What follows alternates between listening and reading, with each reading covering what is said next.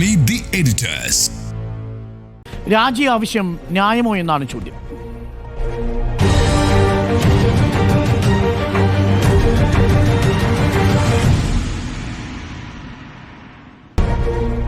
Media ഡീറ്റെയിൽസിൽ നമുക്കൊപ്പം പിയാസുനിൽ കൂടി ചേരുന്നുണ്ട്. പിയാസുനിൽ തിരുവനന്തപുരത്ത് നിന്നാണ് നമുക്കൊപ്പം ചേരുന്നത്. നമുക്ക് ആദ്യം പിയാസുനിലേക്ക് തന്നെ പോകാം. പിയാസുനിൽ, ഗുഡ് ഈവനിങ്. പിയാസുനിൽ, ഇന്ന് പ്രതിപക്ഷം കേരളത്തിലുടനീളം ആരോഗ്യവകുപ്പ് മന്ത്രിയുടെ രാജി ആവശ്യപ്പെട്ടുകൊണ്ടാണ് പ്രതിഷേധം നടത്തിയത്. ആരോഗ്യവകുപ്പ് മന്ത്രിയുടെ രാജിയിൽ കവിഞ്ഞ മറ്റൊന്നും തങ്ങൾക്ക് സ്വീകാര്യമല്ല എന്നാണ് പ്രതിഷേധിച്ചവർ പറയുന്നത്. കുറ്റകരമായ അനാസ്ഥയാണ്, സർക്കാർ സ്പോൺസേഡ് മർഡർ എന്ന നിലയ്ക്കാണ് പ്രതിപക്ഷം ഈ വിഷയത്തെ കാണുന്നത്.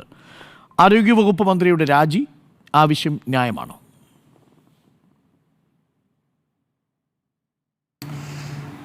ധാർമ്മികമായി പരിശോധിച്ചാൽ ആരോഗ്യമന്ത്രി രാജിവെക്കേണ്ട സാഹചര്യം ഇപ്പോൾ കേരളത്തിലുണ്ട് എന്ന് ജനങ്ങൾ വിശ്വസിച്ചാൽ, പ്രതീക്ഷിച്ചാൽ, കരുതിയാൽ, കണക്കാക്കിയാൽ തള്ളിക്കളയാൻ കഴിയില്ല എന്ന് തന്നെ പറയേണ്ടി വരും. കാരണം ഡോക്ടർ ഹാരിസിൻ്റെ വെളിപ്പെടുത്തൽ, അതിന് പിന്നാലെ അത് ശരിവെക്കുന്ന തരത്തിൽ ഇപ്പോൾ കോട്ടയം മെഡിക്കൽ കോളേജ് ആശുപത്രിയിൽ കെട്ടിടം തകർന്നു വീഴുന്നു. ഒരു കുടുംബത്തിൻ്റെ അത്താണിയായ ബിന്ദു, ഒരു വീട്ടമ്മ കൊല്ലപ്പെടുന്നു. ഇന്ന് ആ കോട്ടയത്ത് നിന്ന് വന്നിട്ടുള്ള ദൃശ്യങ്ങൾ നമുക്ക് കേരളത്തിൻ്റെ ആകെ ദുഃഖമായി മാറുകയാണ്. ബിന്ദുവിൻ്റെ മക്കളായ നവനീതിൻ്റെയും നവമിയുടെയും ഒക്കെ തന്നെ കരച്ചിൽ നമുക്ക് സഹിക്കാൻ പറ്റാത്ത ഒരു നിലവിളിയായി നിലനിൽക്കുന്നൊരു സാഹചര്യമുണ്ട്. അപ്പോൾ ഈ ഒരു സംഭവം നടന്നതിന് തൊട്ട് പിന്നാലെ ആരോഗ്യമന്ത്രി വീണ ജോർജ് സംഭവ സ്ഥലത്തെത്തുന്നു.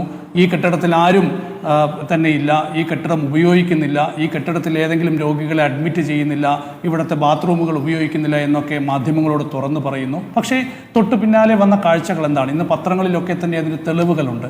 ആ തകർന്നു വീണ കെട്ടിടത്തിലെ, ആ തകർന്നു വീണ ശുചിമുറിക്കരികിൽ നിന്നുള്ള വാർഡിൽ നിന്ന് രോഗികളൊക്കെ തന്നെ അവിടെ നിന്ന് രക്ഷപ്പെടുന്ന കാഴ്ച, അല്ലെങ്കിൽ അവരെ രക്ഷപ്പെടുത്തുന്ന കാഴ്ച, ഭാണ്ഡക്കെട്ടുകളുമായി ആളുകൾ അവിടെ നിന്ന് ഇറങ്ങിയോടുന്ന കാഴ്ച.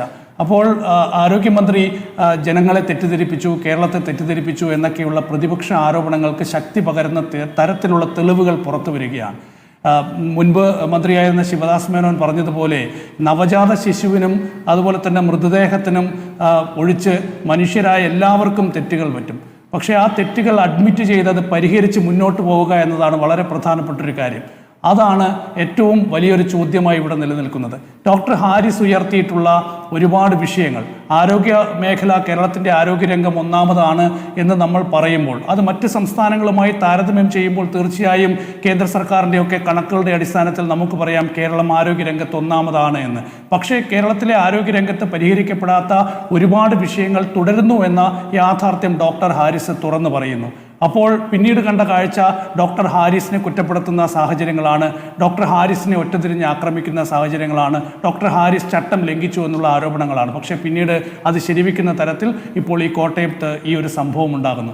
ഏതായാലും മന്ത്രി വീണ ജോർജിൻ്റെ തുടക്കത്തിലുള്ള പ്രസ്താവനയും പിന്നീട് അതിനുശേഷം മാധ്യമങ്ങളോട് നടത്തിയിട്ടുള്ള പ്രസ്താവനകളും ഒക്കെ തന്നെ പരിശോധിക്കുമ്പോൾ തീർച്ചയായും അവർക്കെതിരെയുള്ള പ്രതിഷേധങ്ങളിൽ കഴമ്പുണ്ടോ എന്ന് ജനങ്ങൾക്ക് സംശയിക്കാൻ കഴിയുന്ന തരത്തിലുള്ള സാഹചര്യങ്ങളുണ്ട്. അതേസമയം ആരോഗ്യരംഗത്ത് ഒരു പ്രവർത്തനവും നടക്കുന്നില്ലേ എന്ന് ചോദിച്ചാൽ കഴിഞ്ഞ 9 വർഷത്തിനിടയിൽ തീർച്ചയായും മുഖ്യമന്ത്രി പിണറായി വിജയന്റെ നേതൃത്വത്തിലുള്ള സർക്കാരിന്റെ ഭാഗത്തു നിന്ന് ഒരുപാട് പ്രവർത്തനങ്ങൾ, ഇപ്പോൾ കിഫ്ബിന്റെ ഒക്കെ കണക്കുകൾ പരിശോധിക്കുമ്പോൾ 6490 കോടി രൂപയുടെ നിർമ്മാണ പ്രവർത്തനങ്ങൾ കേരളത്തിലെ ആരോഗ്യരംഗത്ത് നടക്കുന്നുണ്ട്. പ്രത്യേകിച്ച് മെഡിക്കൽ കോളേജുകളിൽ, ആശുപത്രികളിലൊക്കെ തന്നെ നടക്കുന്നുണ്ട്. ഏതാണ്ട് 15ഓളം ആശുപത്രികളിലെ നിർമ്മാണ പ്രവർത്തനങ്ങൾ പൂർത്തിയായിട്ടുണ്ട്. ഈ കോട്ടയം മെഡിക്കൽ കോളേജിൽ പോലും ഉദ്ഘാടനം കാത്തു കഴിയുന്ന ഒരു കെട്ടിടമുണ്ട്. അപ്പോൾ നിർമ്മാണ പ്രവർത്തനങ്ങളൊക്കെ തന്നെ നടക്കുന്നുണ്ട്. അതിനൊപ്പം തന്നെ അനാസ്ഥയും ആരോഗ്യരംഗത്ത് തുടരുന്നു എന്ന യാഥാർത്ഥ്യമാണ് ഏതായാലും ഈ കോട്ടയം സംഭവം തുറന്നു കാട്ടുന്നത്. അപ്പോൾ അത് അടിയന്തരമായി പരിഹരിക്കേണ്ടതാണ്. അത് അടിയന്തരമായി പരിഹരിക്കാൻ ആരോഗ്യമന്ത്രി എന്ന നിലയിൽ വീണ ജോർജിന് ഉത്തരവാദിത്വമുണ്ട്. ഇവിടെ സിസ്റ്റത്തിൻ്റെ കുഴപ്പമാണ് എന്ന് ആരോഗ്യമന്ത്രി തന്നെ തുറന്നു പറയുകയാണ്. അപ്പോൾ സിസ്റ്റത്തിൻ്റെ കുഴപ്പം കൊണ്ടൊരു മനുഷ്യജീവൻ നഷ്ടപ്പെടുകയാണ്. ഒരു ആശുപത്രിയിൽ ചികിത്സ തേടിയെത്തുന്ന ഒരു സാധാരണക്കാരനായ ഒരു മനുഷ്യൻ ആശുപത്രിയിൽ ഏതെങ്കിലും ഒരു സ്ലാബ് തകർന്നു വീണ് മരിക്കേണ്ടി വരുന്നൊരു സാഹചര്യം ചിന്തിച്ചു നോക്കൂ. നമ്മുടെ കേരളത്തിൽ ഇന്ന് പുറത്തു വരുന്ന ദൃശ്യങ്ങളൊക്കെ നോക്കൂ. കണ്ണൂരിലെ ആശുപത്രിയിൽ നിന്ന് വരുന്ന ദൃശ്യം, അവിടെ പൊളിക്കാനുള്ള ഒരു കെട്ടിടമുണ്ട്, സ്ലാബുകളൊക്കെ തൂങ്ങിക്കിടക്കുകയാണ്. ഏതെങ്കിലും മനുഷ്യൻ അതിൻ്റെ താഴെ പോയി നിന്നാൽ അയാൾക്ക് അപകടം സംഭവിക്കാം. അപ്പോൾ ഇത്തരം സാഹചര്യങ്ങൾ നമ്മുടെ ആശുപത്രികൾ കേന്ദ്രീകരിച്ചും മെഡിക്കൽ കോളേജുകൾ കേന്ദ്രീകരിച്ചും ആരോഗ്യരംഗം കേന്ദ്രീകരിച്ചും ഒക്കെ നിലനിൽക്കുന്നത് ആരുടെ വീഴ്ചയാണ്? അപ്പോൾ സർക്കാർ സംവിധാനങ്ങളിൽ പിഴവുകൾ സംഭവിക്കുന്നുണ്ട്.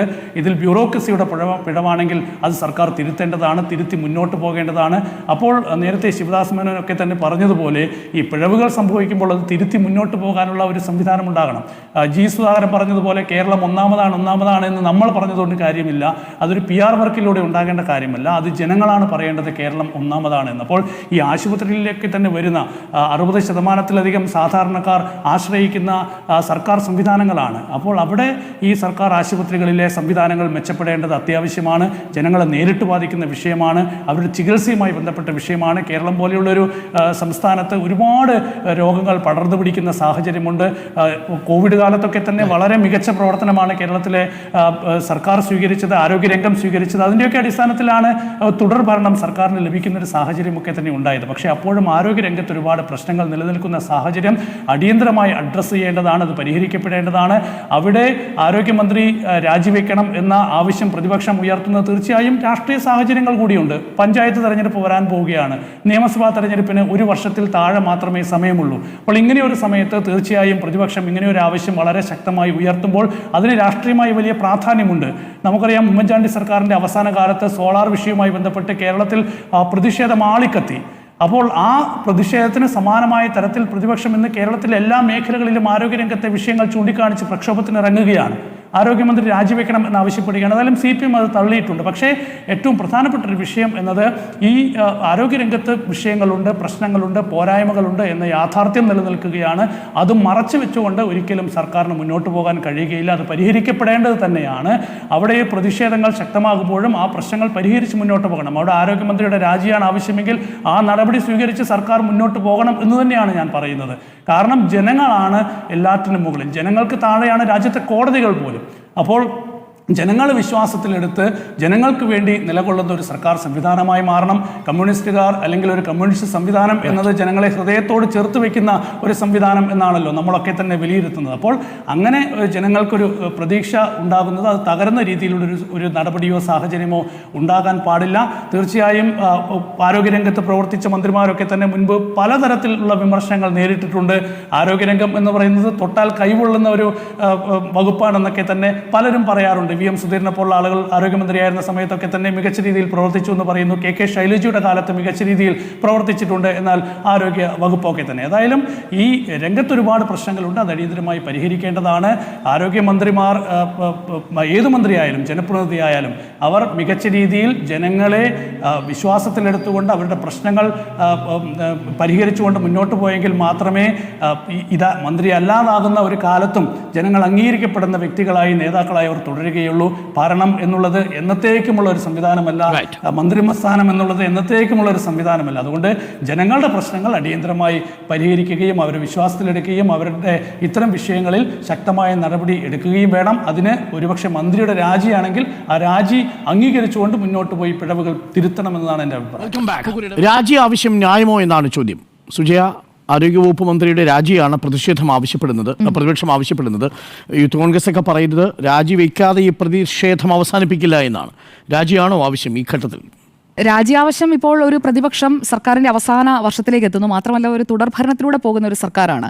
നേരത്തെ നമ്മൾ കണ്ടിട്ടുള്ളതുപോലെ UDF LDF മാറി 5 വർഷം വീതം ഭരിക്കുന്ന ഒരു രീതി മാറി ഒരു തുടർഭരണത്തിലേക്ക് എത്തുകയാണ്. അപ്പോൾ ഏതെങ്കിലുമൊക്കെ വിഷയങ്ങളിൽ മന്ത്രിമാരെ രാജിവെപ്പിക്കുക, സർക്കാരിനെ പ്രതിരോധത്തിലാക്കുക, അതൊക്കെ അവസാന വർഷത്തിലേക്ക് ഏത് സർക്കാരിൻ്റെ ആയാലും ഭരണകാലാവധി ചെല്ലുമ്പോഴേക്കും അത് പതിവായി ഉന്നയിക്കുന്ന ഒരു കാര്യമാണ്. പക്ഷേ ഈ വിഷയത്തിൽ നേരത്തെ PR സുനിൽ സൂചിപ്പിച്ചതുപോലെ കോട്ടയം മെഡിക്കൽ കോളേജ് ആശുപത്രിയിൽ ബിന്ദു എന്ന് പറയുന്ന നിർധനയായ ഒരു വീട്ടമ്മയാണ് മരിച്ചത്. അവരുടെ കുറ്റം കൊണ്ടല്ല അവരുടെ ജീവൻ നഷ്ടമായത്. അത് ആ കെട്ടിടം തകർന്നു വീണതിന് ഉത്തരവാദികൾ ആരാണോ അത് ഇപ്പോൾ LDFന്റെ സർക്കാരിൻ്റെ 2ാം ഭരണകാലത്ത് നിർമ്മിച്ച് അല്ലെങ്കിൽ പാതി വഴിയിൽ നിർമ്മാണം നടക്കുന്ന ഒരു കെട്ടിടമോ ഒന്നുമല്ല. കാലങ്ങളായി അവിടെ കാലപ്പഴക്കത്തിൽ നിൽക്കുന്ന ഒരു കെട്ടിടമാണ്. അത് റെനോവേറ്റ് ചെയ്യാം, അല്ലെങ്കിൽ ആ കെട്ടിടം ഡിമോളിഷ് ചെയ്യാം, അതിനുശേഷം പുതിയ കെട്ടിടത്തിലേക്ക് മാറ്റാം. ഇപ്പോൾ പുതിയ കെട്ടിടം പൂർത്തിയായി അതിലേക്ക് രോഗികളെ ഷിഫ്റ്റ് ചെയ്യാനായി ഇരിക്കുന്ന വേളയിലാണ് ഈ അപകടം ഉണ്ടായത്. പക്ഷേ ഈ കെട്ടിടം പൂർണ്ണമായും അടച്ചിടാൻ സാധിക്കാത്തത് എന്തുകൊണ്ട്? എന്തുകൊണ്ടാണ് ആ കെട്ടിടത്തിലേക്ക് ശുചിമുറി ആവശ്യത്തിനായി രോഗികൾക്ക് അല്ലെങ്കിൽ കൂട്ടിരിപ്പുകാർക്ക് പോകേണ്ടി വരുന്ന സാഹചര്യം ഉണ്ടായത് എങ്ങനെയാണ്? ആ ചോദ്യം അവിടെ നിൽക്കുകയാണ്. അപ്പോൾ ആ സിസ്റ്റത്തെ പഴിച്ചുകൊണ്ട് അല്ലെങ്കിൽ ഇവിടേക്ക് അവിടെ ആരുമില്ല എന്ന് പറഞ്ഞുകൊണ്ടൊക്കെ മന്ത്രി കാണിച്ചത് ഒരു തിടുക്കത്തിലുള്ള ഒരു പ്രതികരണമാണ്. അതുകൊണ്ട് ഈ രാജി ആവശ്യം നിലനിൽക്കും, അല്ലെങ്കിൽ ജനങ്ങൾക്കത് ശരിയാണെന്ന് തോന്നും. ഞാൻ ജനങ്ങളുടെ ഒരു ഭാഗത്ത് നിന്ന് സംസാരിക്കാനാണ് ഞാൻ ആഗ്രഹിക്കുന്നത്. ഇവിടെ ജനം മന്ത്രിക്കെതിരാണ്, ആരോഗ്യമന്ത്രിക്ക് അനുകൂലമായി അല്ലെങ്കിൽ ആരോഗ്യമന്ത്രി പറഞ്ഞ വാചകങ്ങൾക്ക് അനുകൂലിച്ചുകൊണ്ട് പാർട്ടിക്കാർ തന്നെ അത്രയ്ക്ക് അങ്ങോട്ട് കൈയടിച്ച് കൂടെ നിൽക്കുമെന്ന് എനിക്ക് തോന്നുന്നില്ല. പത്തനംതിട്ടയിലെ പാർട്ടിക്കാരിൽ പലരും ഇതിനകം തന്നെ പോസ്റ്റുകളൊക്കെ ഇട്ട് തുടങ്ങിയതാണ് ഞാൻ കണ്ടത്. കാരണം മന്ത്രി ഉൾപ്പെടുന്ന ജില്ലാ ഘടകമെന്ന് പറയുന്നത് പത്തനംതിട്ടയാണ്. അവിടെ ഒളിഞ്ഞും തെളിഞ്ഞും എല്ലാം പരസ്യ പരാമർശങ്ങളൊന്നും പാടില്ല എന്ന് രാജു എബ്രഹാം എന്ന ജില്ലാ സെക്രട്ടറി പറയുന്നുണ്ട്. എങ്കിൽ പോലും പത്തനംതിട്ടയിൽ ആളുകൾ നല്ല രീതിയിൽ പ്രകോപിതരായിട്ടുണ്ട്. ആറന്മുളയിലെ കാര്യം പിന്നെ ഞാൻ പറയേണ്ടതില്ലല്ലോ. അവിടെ സഖാക്കളൊക്കെ നേരത്തെ മുതൽ തന്നെ MLA ആയി വന്നതിന് ശേഷമുള്ള ഫോൺ എടുക്കാതിരിക്കുന്നത് അടക്കമുള്ള പല പല കാര്യങ്ങൾ ചൂണ്ടിക്കാട്ടി അവിടെ പ്രതിഷേധം പലതരത്തിൽ അവിടെ നടക്കുന്നുണ്ട്. അത് പാർട്ടി പലതരത്തിൽ, അത് KP ഉദയഭാനു ആയിരിക്കുമ്പോൾ ഇപ്പോൾ രാജു എബ്രഹാം ആയിരിക്കുന്ന കാലത്തും ഒക്കെ ആ റെപ്രസെന്റേഷൻസ് ഒക്കെ പാർട്ടിയുടെ മുന്നിൽ എത്തുന്ന ഒരു സാഹചര്യവുമുണ്ട്. ഇവിടെ തലക്കേറ്റ ഗുരുതര പരിക്ക്, അതാണ് മരണകാരണമായി പ്രാഥമിക പോസ്റ്റ്മോർട്ടം റിപ്പോർട്ടിൽ നമ്മൾ കാണുന്നത്. അതോടൊപ്പം തന്നെ തലയോട്ടി പൊട്ടി ആന്തരിക ഭാഗം പുറത്തു വന്നിരിക്കുന്നു, വാരിയലുകൾ പൂർണ്ണമായും ഒടിഞ്ഞു, ആന്തരിക അവയവങ്ങൾക്ക് ഗുരുതരമായ ക്ഷതമേറ്റു. അത് കെട്ടിടത്തിന്റെ ഭാഗങ്ങൾ അപ്പാടെ അവരുടെ ദേഹത്തേക്ക് ഇടിഞ്ഞു വന്ന് വീണതിന്റെ ഫലമായിട്ടാകണം എന്ന് വേണം നമ്മൾ അനുമാനിക്കാൻ. പക്ഷേ 10:45 ഈ അപകടം ഉണ്ടായത്. അവരെ പുറത്തെടുക്കുന്നത് 2 മണിക്കൂർ കഴിഞ്ഞ് 12:45 ആ 2 മണിക്കൂറിനിടയിൽ അവിടെ ആരും ഉൾപ്പെട്ടിട്ടില്ല, അവിടെ ആരും ഇല്ല എന്ന് മന്ത്രി മാധ്യമങ്ങളോട് ബൈറ്റ് കൊടുക്കുന്ന സമയത്ത് അവിടെ ഒരു സെർച്ച് ഓപ്പറേഷൻ നടന്നിരുന്നെങ്കിൽ, അവിടേക്ക് JCB എത്തുന്നതൊക്കെ 11 മണിക്ക് ശേഷം 11:30 ഒക്കെ ആയപ്പോഴാണ് ഈ രക്ഷാപ്രവർത്തനങ്ങളൊക്കെ രക്ഷാപ്രവർത്തനം തുടങ്ങുന്നതൊക്കെ വളരെ വൈകിയാണ്. അപ്പോൾ മന്ത്രി സംസാരിച്ചുകൊണ്ടിരുന്ന സമയവും ഈ രക്ഷാപ്രവർത്തനം, ഈ മൃതദേഹം കിടക്കുന്ന അല്ലെങ്കിൽ ആ ശുചിമുറി നിലനിൽക്കുന്ന ആ ഭാഗത്തേക്ക് രക്ഷാപ്രവർത്തനം പൂർണ്ണ തോതിൽ എത്തുന്നത് ബിന്ദു ഏകദേശം മരിച്ചതിന് ശേഷമാണ്. അവർ അവസാന ശ്വാസത്തിനായി പിടയുമ്പോഴായിരിക്കും ഇപ്പുറത്ത് ആരുമില്ല, അവിടെ അത് പഴയ കെട്ടിടമാണ്, പൂട്ടിയിട്ടിരിക്കുന്ന കെട്ടിടമാണ് എന്ന തരത്തിലുള്ള ഒരു പരാമർശം ആരോഗ്യമന്ത്രിയുടെ ഭാഗത്തു നിന്നാണ്. ഏതെങ്കിലും ഒരു ലേമാൻ അല്ല നടത്തുന്നത്. അപ്പോൾ ഫസ്റ്റ് ഹാൻഡ് ഇൻഫർമേഷൻ വെച്ച് സംസാരിക്കേണ്ട ഒരു ആരോഗ്യമന്ത്രി അങ്ങനെ പറഞ്ഞു എന്നുള്ളത് അത് ജനത്തിന് എങ്ങനെ പറഞ്ഞു കൊടുത്താലും അത് ഡൈജസ്റ്റ് ചെയ്യാൻ പറ്റുമെന്ന് ഞാൻ കരുതുന്നില്ല. ഇവിടെ നമുക്ക് മറ്റു ചില കാര്യങ്ങൾ കൂടി നോക്കണം. ആരോഗ്യമന്ത്രി വീണ ജോർജ് ഇങ്ങനെയുള്ള വിഷയങ്ങൾ ഇതിന് മുൻപ് കൈകാര്യം ചെയ്തിട്ടില്ലാത്ത, അല്ലെങ്കിൽ ഇങ്ങനെയുള്ള വിഷയങ്ങളിൽ എത്രത്തോളം നമ്മൾ സെൻസിബിളായി സംസാരിക്കണമെന്ന് അറിയാത്ത ഒരാളാണ്? ഒരിക്കലുമല്ല. കാരണം മാധ്യമപ്രവർത്തകയായിരുന്ന വീണ ജോർജിനെ എനിക്ക് വലിയ ഇഷ്ടമായിരുന്നു. കാരണം അവർ ഇന്ത്യ വിഷൻ എന്ന ന്യൂസ് ചാനലിൽ ജോലി ചെയ്യുമ്പോൾ ഇതുപോലെയുള്ള ജനകീയ വിഷയങ്ങളിൽ, ജനങ്ങളുടെ പ്രതിസന്ധികളിൽ, പ്രശ്നങ്ങളിൽ ഒക്കെ ഡിബേറ്റുകളടക്കം സംഘടിപ്പിച്ചിട്ടുള്ള, എന്താണ് മനുഷ്യന്റെ പ്രശ്നം എന്നുള്ളത് നേരിട്ട് കണ്ടിട്ടുള്ളതാണ്. നമ്മളെപ്പോലെയൊക്കെ തന്നെ ഇപ്പോൾ നമ്മൾ ഈ ബിന്ദുവിന്റെ മരണത്തിൽ എത്രത്തോളം നമുക്ക് ഒരു മനസ്സിനുള്ളിൽ ഒരു വിഷമം ഉണ്ടാകുന്നുണ്ടോ അതിനേക്കാൾ വിഷമമുള്ള പല ഘട്ടങ്ങളിലൂടെ അവർ മാധ്യമപ്രവർത്തന ജീവിതത്തിൽ കടന്നു പോയിട്ടുണ്ടാകും. അപ്പോൾ സെൻസിബിളായി കാര്യങ്ങൾ നോക്കിക്കാണാൻ കഴിയുന്ന ഒരു കപ്പാസിറ്റി ഉള്ള ഒരു ലേഡിയാണ്, അല്ലാത്ത ഒരാളല്ല. ഒരു പാർട്ടി കേഡർ എന്നതിനപ്പുറം അവരുടെ സ്ത്രീ എന്ന നിലയിൽ, അതുപോലെ തന്നെ ഇങ്ങനെയുള്ള വിഷയങ്ങൾ നേരിട്ട് ന്യൂസ് റൂമിൽ ഇരുന്നു കൊണ്ട് പലരുടെയും വിഷയങ്ങൾ, പലതരം പ്രശ്നങ്ങൾ, അത് കേരളത്തിനകത്തായാലും പുറത്തായാലും നേരിട്ട് കണ്ടിട്ടുള്ള, ദൃശ്യങ്ങളടക്കം കണ്ടിട്ടുള്ള, ആ ഘട്ടങ്ങളിൽ നടത്തുന്ന പല സർക്കാരുകളുടെ പ്രതികരണങ്ങൾ കണ്ടിട്ടുള്ള, മുൻ ആരോഗ്യമന്ത്രിമാരുടെ പ്രതികരണങ്ങൾ കണ്ടിട്ടുള്ള, വിവിധ വകുപ്പുകളുടെ, വിവിധ മുഖ്യമന്ത്രിമാരുടെ അവരുടെയൊക്കെ അഭിമുഖങ്ങൾ എടുക്കുകയും അങ്ങനെയെല്ലാം ചെയ്തിട്ടുള്ള വിഷയങ്ങൾ അറിയാവുന്ന ഒരാൾ ഇങ്ങനെ പറയുന്നത് ശരിയാണോ? അതായത് പെട്ടെന്ന് മന്ത്രിയായ ഒരാൾ, ഇതുപോലെയുള്ള പ്രത്യേകിച്ച് ഒരു എക്സ്പോഷർ ഇല്ലാത്ത ഒരാൾ, അവർ വന്ന് പറയുന്നതും വീണ ജോർജ് പറയുന്നതും തമ്മിൽ നമുക്ക് താരതമ്യം ചെയ്യാൻ പറ്റില്ല. അവിടെയാണ് വീണ ജോർജിന്റെ ഭാഗത്ത് ഒരു വീഴ്ചയുണ്ടായതായി ഞാൻ കരുതുന്നത്. അതെനിക്ക് നിരാശയാണ് ഉണ്ടാക്കിയത്. കാരണം ഞാൻ വീണ ജോർജിൽ നിന്ന് അത് പ്രതീക്ഷിച്ചില്ല. കാരണം ഫസ്റ്റ് ഹാൻഡ് ഇൻഫർമേഷൻ എടുത്ത് സംസാരിക്കുന്ന, കുറച്ചുകൂടി ആളുകളുടെ വിഷമങ്ങളൊക്കെ മനസ്സിലാക്കി സംസാരിക്കുന്ന ഒരാളായിട്ടാണ് ഞാൻ അവരെ കരുതിയിരുന്നത്. പക്ഷേ ഈ ബിന്ദുവിന്റെ കാര്യത്തിൽ ഇന്നലെ അവർ നടത്തിയ പരാമർശം അതെനിക്ക് നിരാശയുണ്ടാക്കി എന്നുള്ളതാണ് ഇക്കാര്യത്തിലെ എൻ്റെ അഭിപ്രായം. ഇവിടെ അവരെ മന്ത്രിയായി കൊണ്ടുവരുന്ന സമയത്ത് തന്നെ അത് പ്രാതിനിധ്യ താല്പര്യമാണ്. പാർട്ടി കേഡർ അല്ലാത്ത ഒരാളെ MLA ആയും അതിനുശേഷം രണ്ടാമത്തെ സർക്കാർ വരുമ്പോൾ KK ശൈലജയെ മാറ്റി അവരെ ആരോഗ്യവകുപ്പിൻ്റെ പ്രധാനപ്പെട്ട സർക്കാരിൻ്റെ ഒരു പെർഫോമൻസിൽ ഏറ്റവും കൂടുതൽ ആളുകൾ വിമർശിക്കുകയും കൈയടിക്കുകയും ചെയ്യുന്നത് ആരോഗ്യവകുപ്പിൻ്റെ പ്രവർത്തനങ്ങൾ വെച്ചാണ്. കഴിഞ്ഞ ഒന്നാം പിണറായി സർക്കാരിൽ നിന്ന് രണ്ടാം പിണറായി സർക്കാരിലേക്കുള്ള തുടർച്ചയുണ്ടാക്കിയതിന് പ്രധാനപ്പെട്ട കാരണം കോവിഡ് കാലത്തും നിപ്പ കാലത്തുമൊക്കെ ആരോഗ്യവകുപ്പ് കൈവരിച്ച, അല്ലെങ്കിൽ ആരോഗ്യവകുപ്പ് ചെയ്തു തീർത്ത കാര്യങ്ങൾ, അതിലെ അവരുടെ ഒരു എഫിഷ്യൻസി, അത് സർക്കാരിൻ്റെ മുഴുവൻ എഫിഷ്യൻസിയായി വന്നു, മുഖ്യമന്ത്രിയുടെ എഫിഷ്യൻസിയായി വന്നു. അങ്ങനെ ഒരു തുടർഭരണം സമ്മാനിച്ച വകുപ്പ് ഇപ്പോൾ രണ്ടാം പിണറായി സർക്കാരിൽ നിന്ന് മൂന്നാം പിണറായി സർക്കാർ, അല്ലെങ്കിൽ മൂന്നാം ഇടത് സർക്കാർ ഉണ്ടാകുമെന്ന പ്രതീക്ഷയോടെ അവർ മുന്നോട്ട് പോകുമ്പോൾ ആ പ്രതീക്ഷകൾ തല്ലിക്കെടുത്തുന്ന തരത്തിലേക്ക് അതേ വകുപ്പ് പോകുന്നുണ്ടോ എന്ന ഒരു സംശയം ജനത്തിനുണ്ടായാൽ ജനത്തെ കുറ്റം പറയാൻ കഴിയില്ല. അതിനുള്ള കാര്യങ്ങളെല്ലാം അവിടെ നിൽക്കുന്നുണ്ടെന്നേ, അതിനുള്ള പശ്ചാത്തലങ്ങൾ, അതിനുള്ള ഇൻഗ്രീഡിയൻസ് എല്ലാം അവിടെ കിടക്കുകയാണ്. അത് ഡോക്ടർ ഹാരിസിന്റെ വെളിപ്പെടുത്തലിൽ ആദ്യം നടത്തിയ പ്രതികരണമായാലും ഇപ്പോൾ ഈ വിഷയത്തിൽ ആദ്യം, അതായത് സ്പോട്ടിൽ നിന്നുകൊണ്ടാണെന്ന് കൂടി ഓർക്കണം. ആ സ്പോട്ടിൽ അവർ അവൈലബിൾ ആണ്, അവർക്ക് ഫസ്റ്റ് ഹാൻഡ് ഇൻഫർമേഷൻ എടുത്തിട്ട് പ്രതികരിക്കാം. അല്ലാതെ അവിടെ നിന്നുകൊണ്ട് അവിടെ ആരുമില്ല, എന്ന് പറഞ്ഞുകൊണ്ട് രക്ഷാപ്രവർത്തനത്തെ തടസ്സപ്പെടുത്തുന്ന അല്ലെങ്കിൽ രക്ഷാപ്രവർത്തനം ഒന്നും അടിയന്തരമായി ചെയ്യേണ്ടതില്ല എന്ന ഒരു തോന്നൽ അവിടെയുള്ള ആളുകളിൽ ഉണ്ടാക്കുന്ന ഒരു പ്രതികരണം ഒന്നും ഒരിക്കലും നടത്താൻ പാടില്ലായിരുന്നു. കാരണം 2016 LDF വരും, എല്ലാം ശരിയാകും, അതായിരുന്നല്ലോ ക്യാമ്പയിൻ വേർഡ്.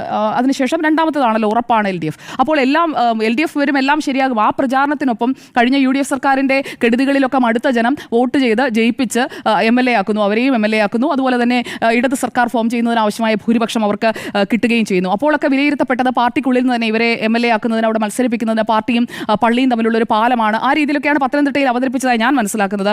അതിനുശേഷം മുഖ്യമന്ത്രി പിണറായി വിജയന്റെ ഒരു ചോയ്സായി എപ്പോഴും അവർക്ക് ആ രീതിയിലുള്ള ഒരു പ്രാതിനിധ്യം അല്ലെങ്കിൽ അങ്ങനെയുള്ള ഒരു പരിഗണന കിട്ടിയിട്ടുണ്ട്. അതോടൊപ്പം തന്നെ അവരുടെ മെറിറ്റും ഒരു ഘടകം തന്നെയാണ്. അപ്പോൾ മന്ത്രിപദത്തിലേക്ക് അങ്ങനെയുള്ള ഒരു അഡ്വാൻറ്റേജസ് പൊസിഷനിൽ ഒരു അഡ്വാൻറ്റേജ് ഉള്ള ഒരാളായി ഇരിക്കുമ്പോൾ ആ സർക്കാരിൻ്റെ ശോഭ കെടുത്തുന്ന ഒരു പ്രവൃത്തിയും അവരിൽ നിന്ന് ഉണ്ടാകാൻ പാടില്ല. കാരണം അത്രയധികം ഡിപ്പെൻഡ് ചെയ്യുന്ന ഒരു വകുപ്പ് അല്ലെങ്കിൽ സർക്കാരിൻ്റെ പ്രസ്റ്റീജ് ഉണ്ടാക്കിയെടുക്കാനും അതുപോലെ തന്നെ ഡാമേജ് ചെയ്യാനും കഴിയുന്ന ഒരു വകുപ്പ് വിശ്വസിച്ച് മുഖ്യമന്ത്രി പിണറായി വിജയൻ ഏൽപ്പിക്കുമ്പോൾ അത് കുറച്ചുകൂടി നന്നായി അവർക്ക് കൈകാര്യം ചെയ്യാമായിരുന്നു. KK ശൈലജ ആരോഗ്യമന്ത്രി ആയിരുന്നപ്പോഴേക്കും PR വർക്ക് അതുപോലെ തന്നെ പലതരത്തിലുള്ള ആക്ഷേപങ്ങളൊക്കെ അവർ കേട്ടിട്ടുണ്ടെങ്കിലും അവരുടെ പ്രതികരണങ്ങൾ ഈ ഘട്ടത്തിൽ ഞാൻ ഓർത്തു പോവുകയാണ്. അവരുടെ പ്രതികരണങ്ങൾ എപ്പോഴും അവർ വളരെ സെൻസിബിളായിട്ടാണ് സംസാരിക്കാറുള്ളത്. ആളുകളുടെ വിഷമം മനസ്സിലാക്കി ആളുകൾക്കിടയിലേക്ക് ഇറങ്ങിച്ചെന്ന് അതേ രീതിയിലൊക്കെ ആകാൻ വീണ ജോർജ് ശ്രമിക്കുന്നുണ്ട്. പക്ഷേ അവരുടെ പ്രതികരണങ്ങൾ ആ രീതിയിൽ സെൻസിബിൾ ആകുന്നില്ല. നമ്മൾ സെൻസിബിളായി സംസാരിക്കുക എന്നത് ഒരു വിഷയത്തിൽ ഒരു പ്രതിസന്ധി ഘട്ടത്തിൽ നിൽക്കുന്ന മനുഷ്യരെ, അപ്പുറത്ത് നിൽക്കുന്ന മനുഷ്യരെ കൂടി മനസ്സിൽ കണ്ടുകൊണ്ട് വേണം നമ്മൾ ആ ഒരു വിഷയത്തിൽ നമ്മുടേതായ ഒരു അവലോകനം നടത്താൻ. അവരൊരു ആരോഗ്യമന്ത്രിയാണ്, മന്ത്രി തന്നെ അവിടെ രക്ഷാപ്രവർത്തനം നടത്തേണ്ടതില്ല എന്ന രീതിയിലൊക്കെ പറഞ്ഞു കഴിഞ്ഞിട്ടുണ്ടെങ്കിൽ പിന്നെ ആരാണ് അവിടേക്ക് തിടുക്കത്തിൽ പോവുക? രക്ഷാപ്രവർത്തനം അത്രയും വൈകിയത് എന്തുകൊണ്ടാണ്? ആ വിശ്രുതൻ ഇനിയിപ്പോൾ സർക്കാർ സഹായം നൽകുമെന്നൊക്കെ പറഞ്ഞതുകൊണ്ട് അത്ര രൂക്ഷമായ പ്രതികരണത്തിലേക്ക് പോകില്ലായിരിക്കും. പക്ഷേ മെഡിക്കൽ കോളേജിൽ വെച്ച് അദ്ദേഹം ഇന്നലെ നടത്തിയ, ബിന്ദുവിൻ്റെ ഭർത്താവ് വിശ്രുതൻ നടത്തിയ പ്രതികരണം നമ്മുടെ മുന്നിലുണ്ട്. മാത്രമല്ല അവിടെ ഉണ്ടായിരുന്ന ഈ രക്ഷാപ്രവർത്തനങ്ങൾ നേരിട്ട് ആ രക്ഷാപ്രവർത്തന സ്ഥലങ്ങളിൽ എല്ലാം ഉണ്ടായിരുന്ന ആളുകൾ പറഞ്ഞ പ്രതികരണങ്ങളെല്ലാം നമ്മുടെ മുന്നിലുണ്ട്. ഇവിടെ ട്രാജഡി സ്പോട്ടിൽ നിൽക്കുകയാണ് ആരോഗ്യമന്ത്രി. ഇതിൽ ആരോഗ്യമന്ത്രിയല്ല കെട്ടിടം തകരാൻ കാരണം. ഞാൻ കണ്ട ഒരു പ്രധാനപ്പെട്ട ഒരു ആരോഗ്യമന്ത്രിയെ ന്യായീകരിച്ചുകൊണ്ടുള്ളൊരു വിശദീകരണം അങ്ങനെയാണ് കണ്ടത്. കെട്ടിടം തകരാൻ കാരണം ആരോഗ്യമന്ത്രിയല്ലല്ലോ, അതിനു മുൻപും ഈ കെട്ടിടത്തിന് വീഴ്ചയുണ്ടായിരുന്നല്ലോ, അങ്ങനെയൊക്കെ പറയുന്നുണ്ട്. കെട്ടിടം തകരാൻ കാരണം അല്ലെങ്കിൽ കെട്ടിടം പൊളിച്ചത് ആരോഗ്യമന്ത്രിയാണെന്ന് ആരും പറയുന്നില്ല. ആ കെട്ടിടം പൊളിഞ്ഞു കിടക്കുമ്പോൾ അതിനിടയിൽ ഒരു സ്ത്രീ അവരുടെ അവസാന ശ്വാസം എടുത്തുകൊണ്ടിരിക്കുമ്പോൾ അവർ വീണ ഉടനെ, ഇനി പറയാൻ പോകുന്ന ന്യായീകരണം ഒരു പക്ഷേ പോസ്റ്റ്മോർട്ടം റിപ്പോർട്ട് അനുസരിച്ച് കെട്ടിടം വീണപ്പോഴേ അവർ മരിച്ചു, ആ സെക്കൻഡിലേ മരിച്ചു, രക്ഷാപ്രവർത്തനം നേരത്തെ തുടങ്ങിയാലും രക്ഷിക്കാൻ പാടില്ല, രക്ഷിക്കാൻ പറ്റിയേക്കില്ല എന്നൊക്കെയുള്ളതായിരിക്കാം അടുത്ത ദിവസങ്ങളിൽ വരാൻ പോകുന്ന ന്യായീകരണം. വിശദമായ പോസ്റ്റ്മോർട്ടം റിപ്പോർട്ടൊക്കെ വെച്ചിട്ട് അങ്ങനെയുള്ള വിശദീകരണങ്ങൾക്കും സാധ്യതയുണ്ട്. പക്ഷേ എന്തായാലും അവിടെ ആരുമില്ല എന്ന് പറയാൻ സാധിക്കുന്നത് എങ്ങനെയാണ്? എന്ത് പരിശോധന നടത്തിയിട്ടാണ് അവരത് പറയുന്നത്? മാത്രമല്ല ഇനിയിപ്പോൾ ജനഹിതം അംഗീകരിക്കുന്ന ഒരു സർക്കാരാണെന്ന് പറയുന്നു. അങ്ങനെയാണെങ്കിൽ പ്രതിപക്ഷ ഹിതം മാത്രമല്ല ജനഹിതവും ഈ മന്ത്രി രാജിവെക്കണം, ഈ മന്ത്രി ആരോഗ്യവകുപ്പ് കൈകാര്യം ചെയ്യാൻ പര്യാപ്തമായ ഒരു മനസാന്നിധ്യമുള്ള, കൃത്യമായി കാര്യങ്ങൾ അനലൈസ് ചെയ്യാൻ കപ്പാസിറ്റി ഉള്ള ഒരാളല്ല എന്നതാണ് ജനങ്ങൾ മൊത്തം പറയുന്നതെങ്കിൽ പാർട്ടി രാജി എഴുതി വാങ്ങുമോ? ഇല്ല എന്നാണ് ഉത്തരം. അതാണ് ഇന്നിപ്പോൾ നമ്മുടെ MV ഗോവിന്ദൻ പാർട്ടി സെക്രട്ടറി പറഞ്ഞത്. എന്താണ്? മന്ത്രി വീണ ജോർജ് രാജിവെക്കില്ല. അങ്ങനെ പലപ്പോഴും രാജിവെക്കണമെന്ന് പറയും, പക്ഷേ രാജിവെക്കില്ല എന്ന് ഇന്ന് MV ഗോവിന്ദൻ എന്ന പാർട്ടി സെക്രട്ടറി വന്ന് പറയുകയാണ്. രക്ഷാപ്രവർത്തനത്തിന് കാലതാമസം ഉണ്ടായിട്ടില്ല എന്ന് അദ്ദേഹം പറയുന്നു. അതേസമയം VN വാസവൻ എന്ന മന്ത്രി ഇന്ന് ബിന്ദുവിന്റെ വീട്ടിലെത്തി കഴിയുമ്പോൾ അദ്ദേഹം പറയുന്നത് കാലതാമസം ഉണ്ടായിട്ടില്ല, ഞാൻ അവിടെ നിൽക്കുമ്പോൾ തന്നെ JCB ഒക്കെ വരികയായിരുന്നു, പക്ഷേ എപ്പോഴാണ് വന്നതെന്ന് തത്സമയം നാട്ടിലുള്ള ജനങ്ങൾ മുഴുവൻ കണ്ടതാണല്ലോ. ഇനിയിപ്പോൾ എന്തൊക്കെ വിശദീകരിച്ചാലും ഈ കാലഘട്ടത്തിൽ ആ ദൃശ്യങ്ങൾ, അതോടൊപ്പം തന്നെ അവിടെ ഉണ്ടായിരുന്ന മനുഷ്യർ, അവർ പറഞ്ഞ പ്രതികരണങ്ങൾ, അതെല്ലാം കിടക്കുന്ന ഒരു സാഹചര്യമാണ്. അപ്പോൾ കെട്ടിടത്തിന്റെ ബലക്ഷയം അത് പരിഗണിച്ചുകൊണ്ട് അല്ലെങ്കിൽ അതിനെക്കുറിച്ചുള്ള റിപ്പോർട്ടുകളൊക്കെ ഇപ്പോൾ കളക്ടർ കൊടുക്കാൻ പോവുകയാണ്. അപ്പോൾ അങ്ങനെയുള്ള ഒരു പുറംമോടി മാത്രം വിലയിരുത്തിക്കൊണ്ടുള്ള ഒരു റിപ്പോർട്ടുകളല്ല വേണ്ടത്. ഇവിടെ ആരോഗ്യമന്ത്രിയുടെ പ്രതികരണത്തിൽ വീഴ്ച പറ്റിയിട്ടുണ്ടെങ്കിൽ അവരെ തിരുത്താൻ പാർട്ടി തയ്യാറാകണം. അവരെ തിരുത്താൻ തയ്യാറാകാതെ ഇപ്പോൾ രാജി ആവശ്യം ഉന്നയിക്കുന്ന പ്രതിപക്ഷത്തെ വിമർശിച്ചുകൊണ്ട് അല്ലെങ്കിൽ നാട്ടിലെ ജനങ്ങളെ മുഴുവൻ വിമർശിച്ചുകൊണ്ട് മുന്നോട്ട് പോയിട്ട് കാര്യമുണ്ടെന്ന് ഞാൻ കരുതുന്നില്ല. അതോടൊപ്പം ഒരു കാര്യം കൂടി പറഞ്ഞ് ഞാൻ അവസാനിപ്പിക്കാം. ഇവിടെ ഇപ്പോൾ നേരത്തെ ഉണ്ടായിട്ടുള്ള രാജികൾ എന്തൊക്കെയാണ് എന്നുള്ളത് നോക്കിക്കഴിഞ്ഞാൽ അഴിമതി ആരോപണം അല്ലെങ്കിൽ ലൈംഗിക ആരോപണം, അതുപോലെ തന്നെ ഐസ്ക്രീം, പിന്നെ അതുപോലെ തന്നെ ഭൂരിപക്ഷം തെളിയിക്കാനാകാതെ പിന്നെ പരസ്പരമുള്ള കാലുവാരൽ, അങ്ങനെ ആഭ്യന്തര തർക്കങ്ങൾ. ഇവിടെ പക്ഷേ ഒരു മന്ത്രിയുടെ വാക്കിലെ പിഴയ്ക്ക് രാജി ആവശ്യപ്പെടുന്നു എന്നുള്ള രീതിയിലേക്കാണ് കാര്യങ്ങൾ നീങ്ങുന്നത്. അപ്പോൾ ഒരു വാക്കിലുണ്ടായ പിഴ അത്ര വലിയ പ്രശ്നമാണോ എന്ന് ചോദിക്കുമ്പോൾ ഒരു മനുഷ്യജീവന്റെ വിലയുണ്ട് ആ നാക്കുപിഴയ്ക്ക് അല്ലെങ്കിൽ കാര്യങ്ങൾ മനസ്സിലാക്കാതെ പറഞ്ഞ കാര്യങ്ങൾക്ക് എന്നുള്ള ഒരു ചോദ്യമുണ്ട്. അപ്പോൾ ജനരോഷം, പ്രതിപക്ഷത്തിന്റെ പ്രതിഷേധം, അതെല്ലാം ഈ രീതിയിൽ തുടരുകയാണ് എന്നുണ്ടെങ്കിൽ മുഖ്യമന്ത്രി അമേരിക്കയിൽ ഇരുന്നുകൊണ്ട് രാജി ആവശ്യപ്പെടേണ്ടി വരും. പക്ഷേ അത് ആവശ്യപ്പെടാനുള്ള ഒരു സാധ്യത ഞാൻ കാണുന്നില്ല. കാരണം ഈ സർക്കാർ ഇങ്ങനെ തന്നെ മുന്നോട്ട് പോകും. ഇനിയിപ്പോൾ അവരെ രാജിവെപ്പിച്ച് താഴെ ഇറക്കാൻ, ഇനി അധികാരത്തിലേക്ക് വരാതിരിക്കാൻ, ഇനിയിപ്പോൾ അവർ മത്സരിക്കുകയാണെങ്കിൽ സീറ്റ് കൊടുക്കുമെന്നൊന്നും എനിക്കറിയില്ല. എന്തായാലും അതിന് ജനം മുന്നിട്ടിറങ്ങുമെന്നുള്ളത് ഉറപ്പാണ്. അപ്പോൾ പ്രതിപക്ഷം ഉന്നയിക്കുന്ന രാജി ആവശ്യം അത് ജനങ്ങളുടെ പക്ഷത്തു നിന്നുള്ളൊരു ആവശ്യമാണ്, അത് ന്യായമാണെന്നാണ് എൻ്റെ അഭിപ്രായം. നമുക്കൊരു ഇടവേള വേണം. ഇടവേളയ്ക്ക് ശേഷം രാജി ആവശ്യം ന്യായം ന്യായമോ എന്നാണ് ചോദ്യം. രാജി ആവശ്യം പ്രതിപക്ഷത്തിന് ഉന്നയിക്കാം. പക്ഷേ ഇവിടെ കോട്ടയത്തെ മെഡിക്കൽ കോളേജിലെ പഴയ കെട്ടിടം തകർന്ന് കെട്ടിടത്തിൻ്റെ ഒരു ഭാഗം തകർന്ന് ബിന്ദു മരിക്കാനിടയായ സംഭവത്തിൽ ആരോഗ്യവകുപ്പ് മന്ത്രിയുടെ രാജി അല്ല പ്രധാനപ്പെട്ട പ്രശ്നപരിഹാരം എന്നതാണ് എൻ്റെ ടേക്ക്. എന്തുകൊണ്ടാണ്? ഇതിനു മുമ്പും അതാത് വകുപ്പുകളിൽ പല പല വീഴ്ചകൾ സംഭവിക്കുമ്പോഴും മന്ത്രിമാർ ഉത്തരവാദിത്വം ഏറ്റെടുത്ത് ധാർമ്മിക ഉത്തരവാദിത്വം ഏറ്റെടുത്ത് രാജിവെച്ച സന്ദർഭങ്ങൾ ഒരിടത്തുമില്ല. മാത്രവുമല്ല അടുത്തിടെ, അതായത് ഒരൊറ്റ മരണത്തിൻ്റെ പേരിൽ ഇവിടെ എന്താണ് മരണത്തിൻ്റെ കാരണം? ആരോഗ്യവകുപ്പ് മന്ത്രിയാണോ എന്നുള്ളതാണല്ലോ ആദ്യത്തെ പ്രധാനപ്പെട്ട ചോദ്യം. അത് കഴിഞ്ഞ് നമുക്ക് രണ്ടാമത്തെ കാര്യത്തിലേക്ക് വരാം. ആരോഗ്യ മേഖലയിൽ ഈ ആരോഗ്യവകുപ്പ് മന്ത്രിയുടെ പ്രവർത്തനം ഏറ്റവും മോശമായിരുന്നു. അങ്ങനെയാണെങ്കിലല്ലേ രാജി ആവശ്യപ്പെടേണ്ടതുള്ളൂ.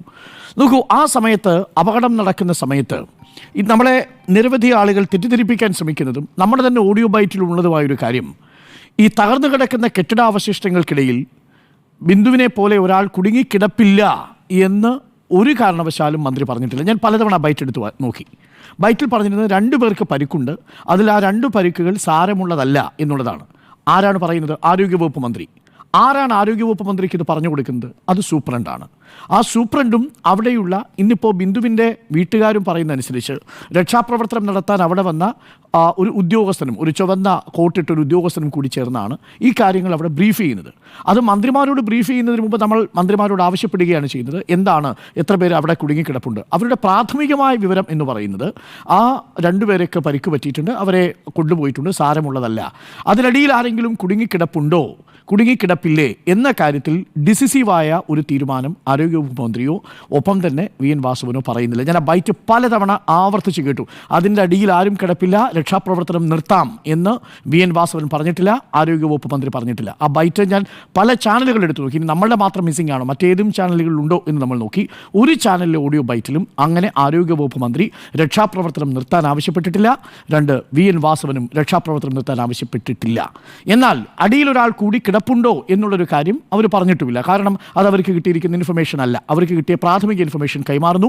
ഇൻഫർമേഷൻ കൈമാറുമ്പോഴും അവർ പരിശോധിച്ചു പറയാമെന്ന് പലതവണ നമ്മളോട് പറയുന്നതായിട്ട് ഓഡിയോയിലുണ്ട്. അപ്പോൾ ഏതെങ്കിലും കാരണവശാൽ രക്ഷാപ്രവർത്തനത്തിന് തടസ്സം നേരിട്ടുണ്ടെങ്കിൽ അതിൻ്റെ ഉത്തരവാദിത്വം പ്രാഥമികമായി ആരോഗ്യവകുപ്പ് മന്ത്രിയിലല്ല എന്നുള്ളതാണ് ഞാൻ മനസ്സിലാക്കുന്നത്.